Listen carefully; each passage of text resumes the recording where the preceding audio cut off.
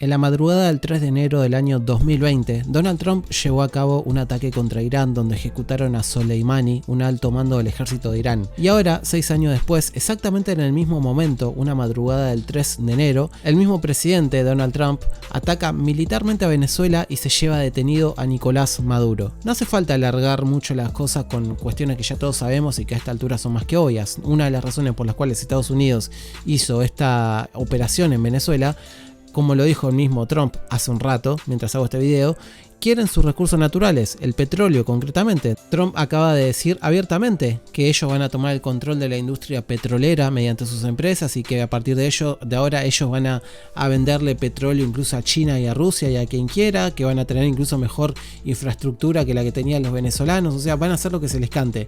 Pero esta cosa del petróleo no es la razón principal. La razón principal en realidad obedece a un plan largamente diseñado a lo largo del último siglo. Actualmente Trump lleva adelante una agenda para apoderarse de Groenlandia. En marzo del 2025, Trump dijo ante el Congreso: necesitamos Groenlandia por motivos de seguridad nacional e incluso por motivos de seguridad internacional. Groenlandia es una zona con muchos recursos naturales, pero sobre todo es una zona ártica polar estratégica de vital importancia. Al mismo tiempo, ahora Trump tomó el control de Venezuela y advirtió que sigue Colombia. Y también dijo que van a hacer algo en México. Porque así como en Medio Oriente se usó la excusa de las armas de destrucción masiva que supuestamente tenían unos pobres cogecabras, acá se usa la estrategia y la excusa del narcotráfico.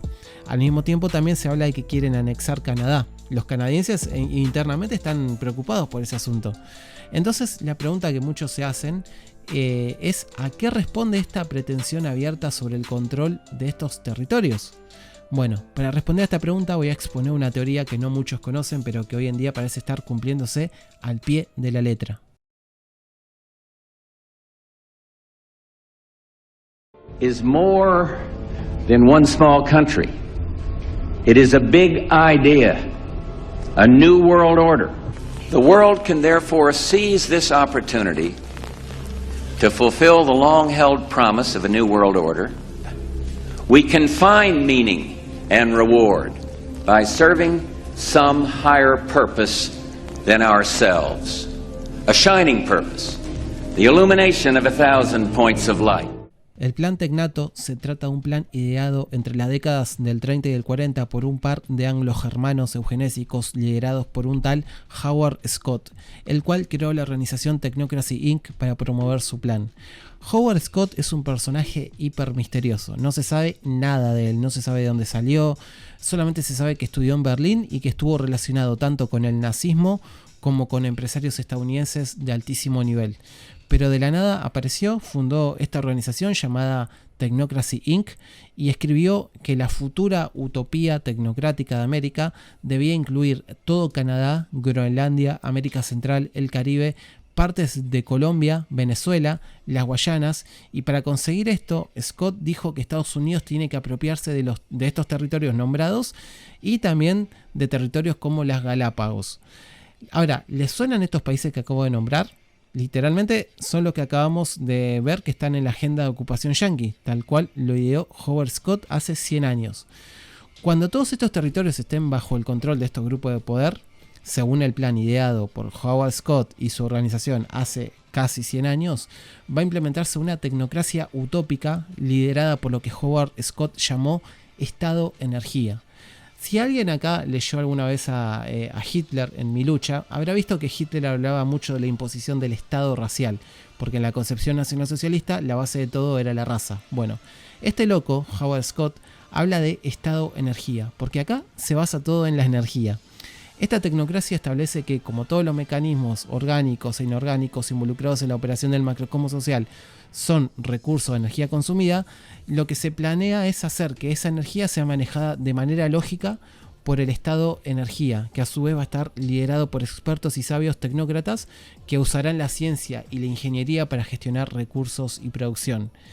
Para entender bien esto que acabo de decir, que puede sonar bastante complicado, hay que dejar en claro que cuando se habla de energía acá no se habla de algo loco, tipo la energía del ki o algo así como Dragon Ball, nada de eso.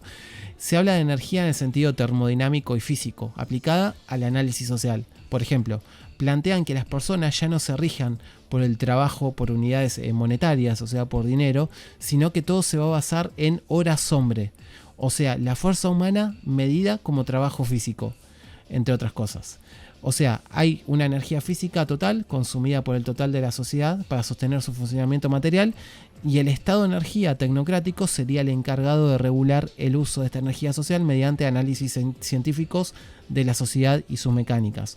Obviamente todo esto es muy loco y raro, pero todo esto fue ideado hace casi 100 años y fue sustentado por organizaciones que duran hasta el día de hoy, ya que uno de los miembros de la organización de Howard Scott fue nada más y nada menos que Joshua Haldeman, otro tecnócrata fílico que tuvo hijos y tuvo nietos, y entre esos nietos se encuentra nada más y nada menos que Elon Musk, el principal impulsor hoy en día de la tecnocracia, del Neuralink, que planea implantar chips cerebrales en todas las personas supuestamente para mejorarles no sé qué cosa. Pero como ven, nada en esta historia es casual. Todo, pero todo absolutamente está relacionado. El abuelo de Elon Musk, Joshua Haldeman, miembro de la organización que dio el plan del tecnato americano, además de ser un tecnócrata, también fue un racista, simpatizante de la eugenesia del nazismo, la cual obviamente estaba siendo implementada en Estados Unidos incluso antes de que exista el nazismo. Pero volviendo a la tecnocracia que planean implementar, hay que tener en cuenta que cuando dicen que van a usar la ciencia, entre comillas, para gestionar recursos, significa que el cientificismo y todos sus avances tecnológicos van a estar al servicio de la gestión de estos tecnócratas. Pero ahí está lo siniestro justamente. Lo malo no es la ciencia y la tecnología en sí, sino el uso que le dan a estas herramientas. Los que idearon este plan eran todos eugenésicos, cientificistas, como el abuelito de Elon Musk, y sobre todo maltusianos.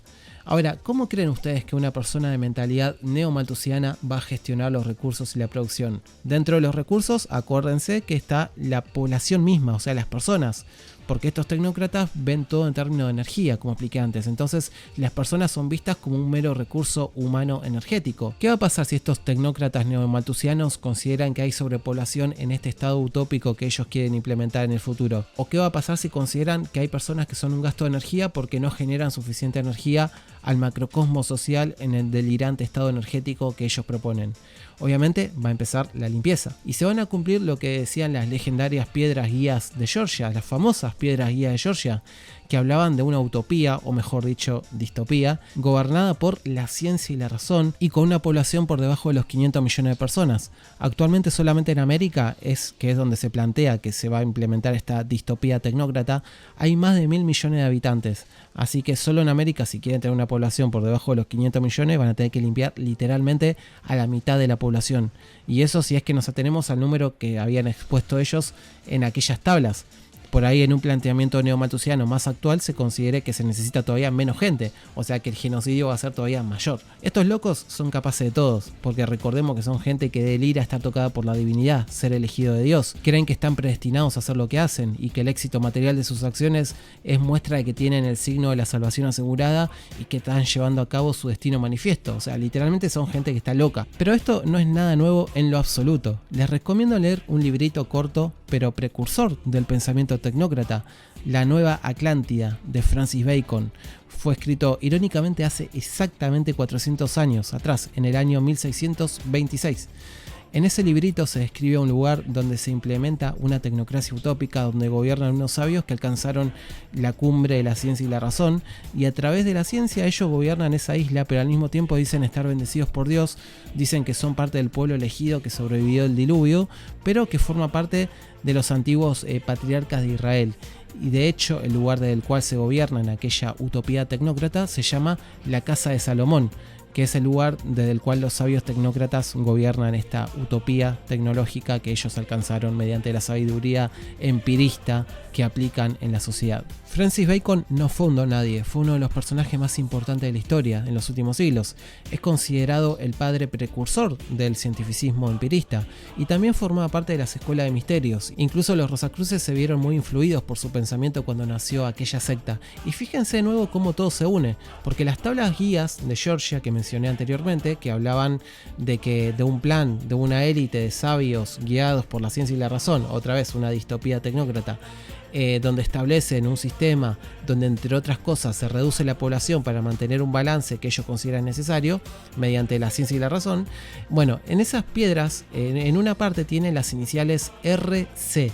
Y siempre se teorizó de que RC se refería simbólicamente a Christian Rosenkrantz, el mítico fundador de la Orden de los Rosacruces, misma orden que, como les digo, se vio tremendamente influenciada por las ideas de Francis Bacon, que a su vez ideó en sus escritos una tecnocracia de sabios de una tribu perdida, el pueblo elegido. Y ahora vemos cómo hace 100 años un personaje salido de la absoluta nada, Howard Scott, ideó todo un plan para implementar una tecnocracia distópica en territorios que casualmente ahora mismo estamos viendo cómo están siendo puestos en jaque por estos poderes que, bueno, ahora ya cayó Venezuela y bueno, vamos a ver cómo se desarrolla el asunto, pero el año 2030 viene pareciendo un punto culmine donde pueden darse muchas cosas, donde puede reconfigurarse el orden mundial y pueden surgir todo tipo de locuras.